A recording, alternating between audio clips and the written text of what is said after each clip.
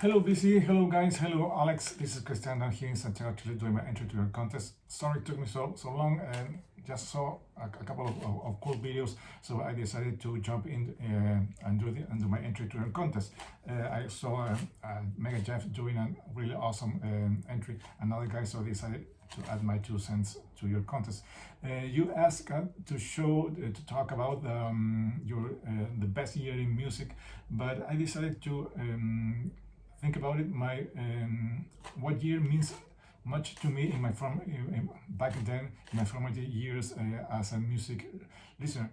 I live here in Santiago, Chile, back at the end of the continent, and in the mid early 80s, we only mostly everything was in Spanish, and everything you can hear on AM and FM or even in TV was Spanish, power ballads, pop songs, everything was in Spanish, except I think for one or two FM radios that played music in English, mostly from the top 40, top 30, or top whatever from Billboard magazine. So you don't get to listen to rock music, any rock music. It wasn't a very popular type of music back then, except one small channel that used to play. I don't know how they get to do that.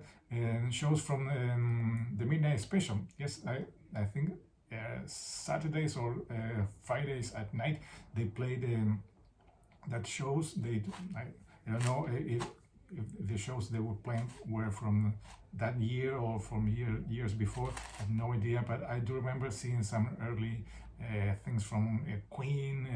I think I saw the Bohemian Rhapsody video, some Kiss stuff. So that was the only way we could see some rock stuff here on radio or even in TV.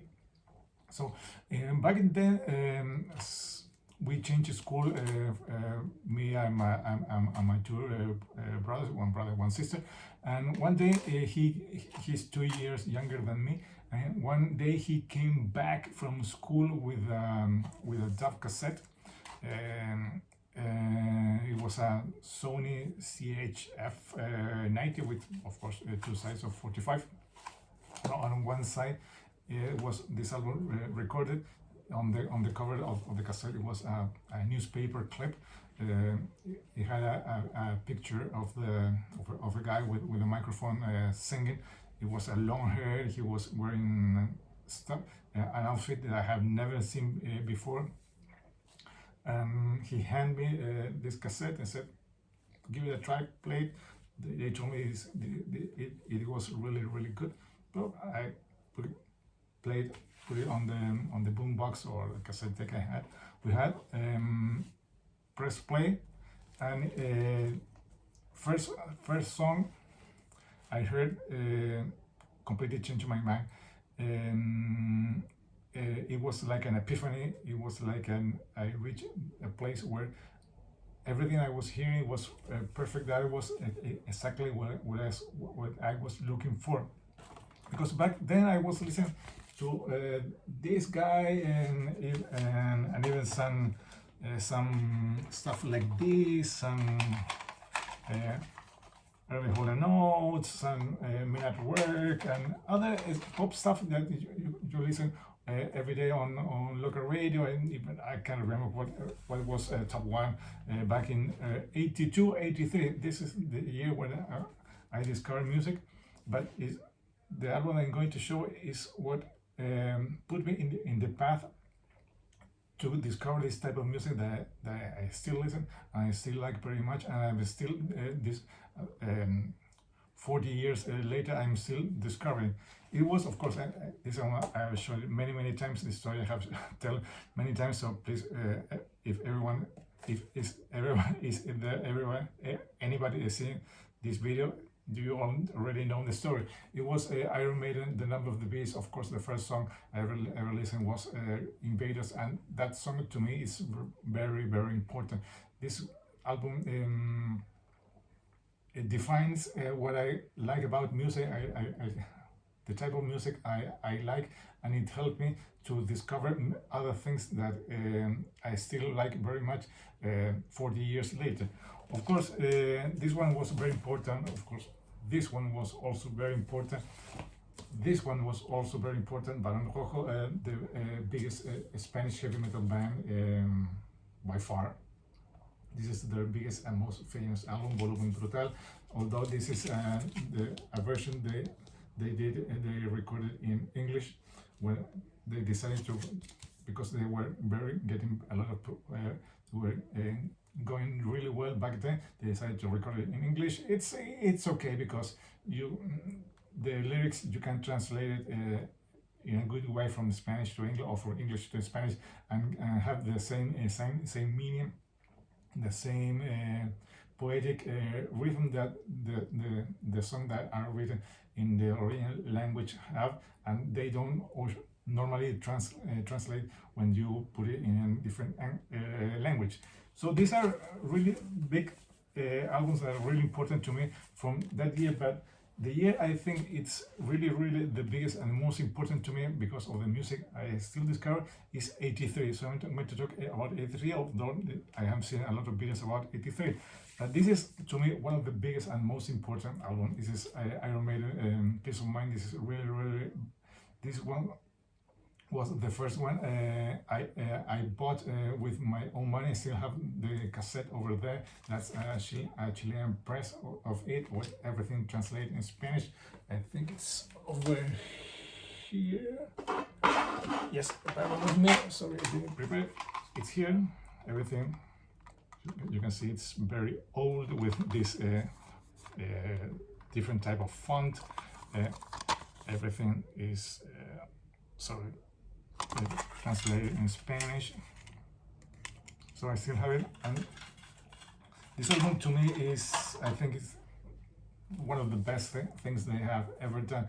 But back in 2023 I did a small series about where were you 40 years ago, because this album was celebrating 40 years, and this one was also really important. I'm not going to say that I discovered Metallica with this album. I discovered them with the next one, Ride the Lightning. That album really blew my mind. That was the heaviest thing I have ever listened. But this one is awesome. It's really important. They put Metallica in the map as one of the biggest thrash bands from back in the day. So this one was also really important to me. Another one that is really important that sometimes it doesn't get the appreciations. Sometimes to me, I think it's a very underrated band.